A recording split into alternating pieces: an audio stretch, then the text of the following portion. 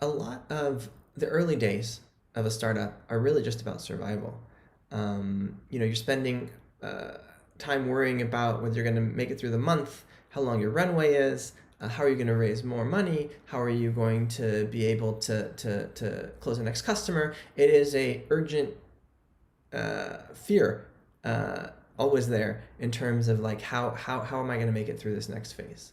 And the scarcity surrounding those early days actually, while it's stressful and while it's difficult and while you're really trying to get past it and get to a point where you're no longer worried about things on a month by month basis, that scarcity actually has a lot of benefits. It forces quick decisions. It forces creative thinking. It forces novel solutions. And I think, as human beings, we all sort of know this intuitively, and we kind of romanticize it a little bit. But realistically, most companies are getting to a point where things are no longer scarce, right? Where it's not that frightening in terms of like how things are going to go on a month-to-month basis. But it's important to try and think about how you can retain um, the urgency that comes with scarcity, even as things continue to scale. And I try to remind entrepreneurs of this because, these days it is, when things are going well, it is easy enough to raise more and more capital and get to a point where you no longer have to have that mentality.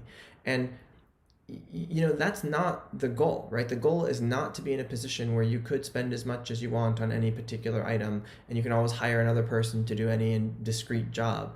The point is really to think about how can you take that mindset you had, that initiative that came from scarcity, and actually accelerate what you're doing through additional capital, but not in a less efficient manner.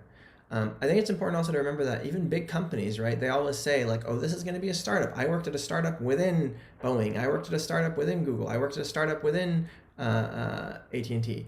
And the reason they use that terminology is because they want to imply that it was nimble. They want to imply that it was bootstrap. They want to imply that it was, they were dealing with scarce resources. It never is that way in a big company, but nonetheless, thinking about how to maintain that culture and that mentality and that urgency within your company actually is really important, especially as you scale.